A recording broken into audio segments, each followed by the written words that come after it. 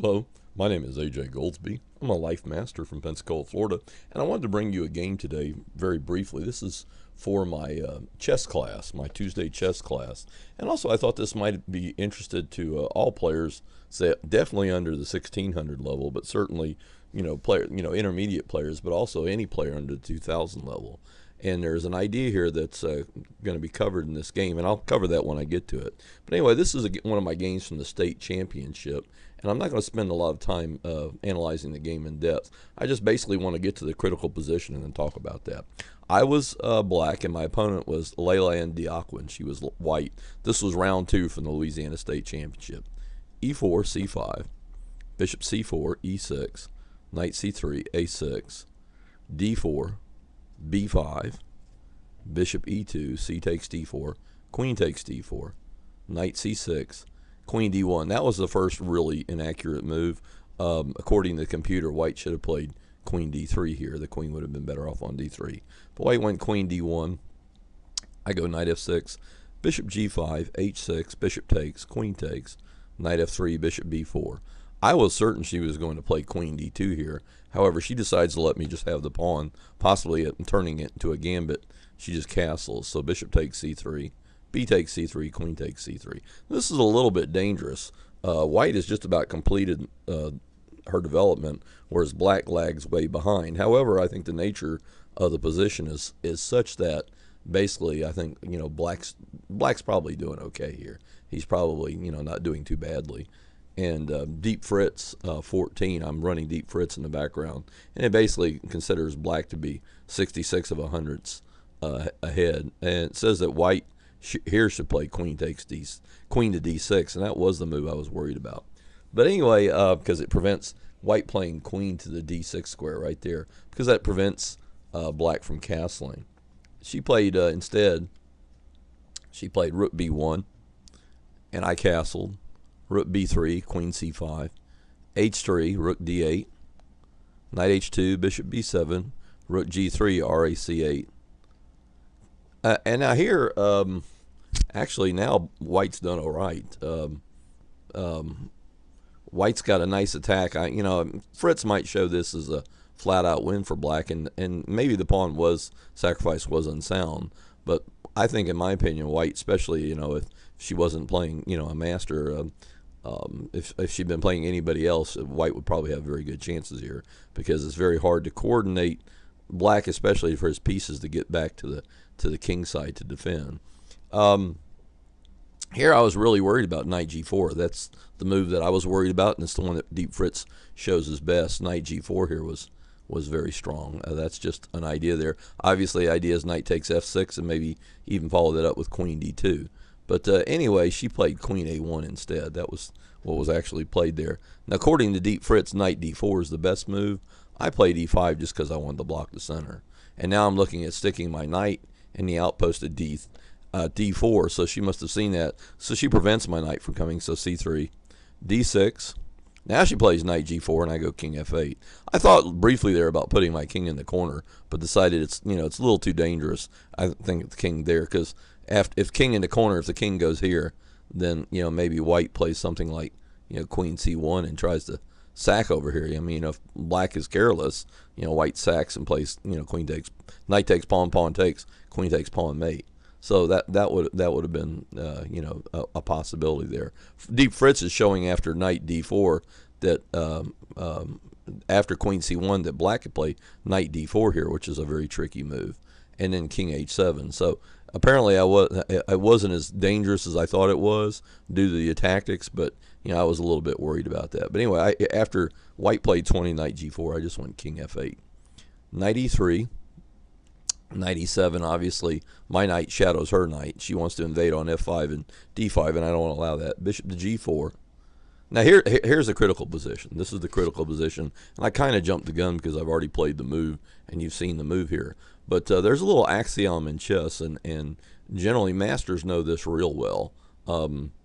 Lower-rated players do not. And, in fact, several lower-rated players asked me about this move after the game. A bunch of people came up to me, well, not a bunch, but several players came up to me in the hallway and said, why did you sacked exchange, wasn't that completely unnecessary, et cetera, et cetera. And I understood what they were saying. And here's my viewpoint on it.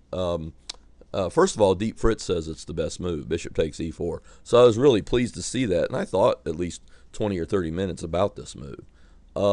Secondly, there's a little axiom in chess, and basically the axiom in chess is something like this, that if you can get two healthy pawns and a bishop or a knight, especially a long-range bishop, if you get two healthy pawns and a long-range bishop for a rook, and as long as your king isn't totally exposed or you're not getting mated or something like that, there aren't some gross weaknesses or compensating factors elsewhere on the chessboard, then usually the side that has two pawns and a healthy bishop is winning here. And like I said, I had a really good think here, and I decided to play bishop takes e4, bishop takes c8, rook takes c8, f4. Now, that move was a very big blunder, because now I can just play knight f5 or knight d5 and regain the exchange. If white probably should have just played rook e1 there, and I can play f5. Black's okay there, but it's not a forced win. I mean, there's still a lot of play left. But anyway, white blundered with f4, and I just played knight f5, and now queen e1 was forced, and now knight takes, queen takes, and queen takes c3. I'm just, now I've regained my exchange, and I'm up 3 pawns. So from here on out, it's not very interesting. We'll just run through the end of the moves there, just so you can see the moves for history's sake. F takes, D takes, queen f2, threatening mate there on f7. Naturally, I don't want to allow mate. f6, king h2, rook d8. This is probably a good move here. It was very simple logic for me. I spent a lot of time analyzing here, and at least 5 or 10 minutes, and plus I was thinking of my opponent's move. But at first, I thought about moving my queen somewhere or something like that. But then it suddenly occurred to me, sometimes you have to ask yourself just these questions, and here's a little piece of logic that might help you a lot. You can sometimes analyze till you're blue in the face and look at every square on the chessboard, and maybe look at every line, 2 or 3 moves deep, and that's a lot of work. But here there's a very simple piece of logic. Just ask, is the black queen on a good square? The answer is yes. Is the black bishop on a good square? The answer is yes. The question is the black rook on a good square, and the answer is actually yes and no. It's really no, because the queen is blocking its path, and rooks belong on the 7th rank, so rook d8 exclam. So this rook now I'm threatening rook d2. She plays knight d1, hitting my queen. I go queen d4. She doesn't want to exchange because she's 3 pawns down, knight e3, queen d2, queen g3, rook d3, and here she played rook d1. I thought that was a blunder. It really doesn't matter anymore, because my idea was here maybe to just march my king up to e6 and then play f4, f5, f4. If I can get away with that, then it's just a flat-out win for black, because A, I'm 3 pawns ahead, and B, white is caught in a terrible pin.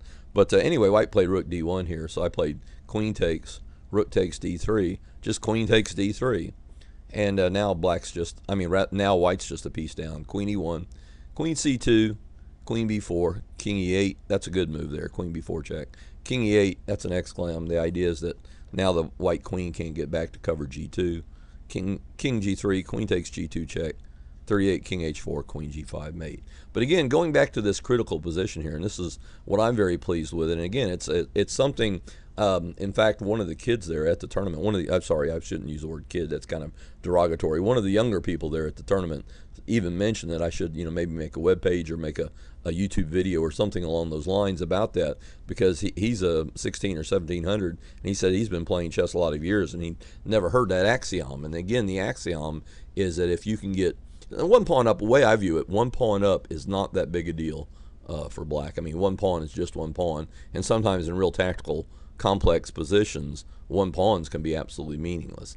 But for me, what I want to do was to increase the scope of my pieces, to always go forward, never go back, and that's why I chose bishop e4. And again, the general little rule of thumb, or axiom, if you will, for these type of positions, that is, if you can get 2 pawns and a healthy pawn structure, in an active, either a good knight on an outpost or an active bishop, plus 2 pawns for a rook, generally that's a winning side, a winning position for the side that has the minor piece and the 2 healthy pawns. Just something to file away from memory. That pretty much concludes it. I didn't want to let this video go on too long, but Anyway, that concludes my video. If you want to see this game analyzed in detail, please go to www.chess.com, www.chess.com. I'm a Florida chess player on that server, and I have a blog there on the Louisiana State Championship. All my games from the Louisiana State Championship are analyzed in some detail. So if you're really curious, then you can just simply look that up. And that pretty much concludes my coverage of this game today. And again, this was mainly done for my Tuesday chess class, but also too, I wanted to talk about the axiom, because one player at the tournament had asked me to mention that. He said he'd been playing chess for a lot of years and he'd never really heard that particular rule of thumb. That concludes my video. Thank you for watching. If you'd like to make a contribution and help support my efforts to make good web pages and make great chess videos, please go to www.paypal.com and make a contribution under my email, which is lifemasteraj@yahoo.com. Thank you very much, and have a good day.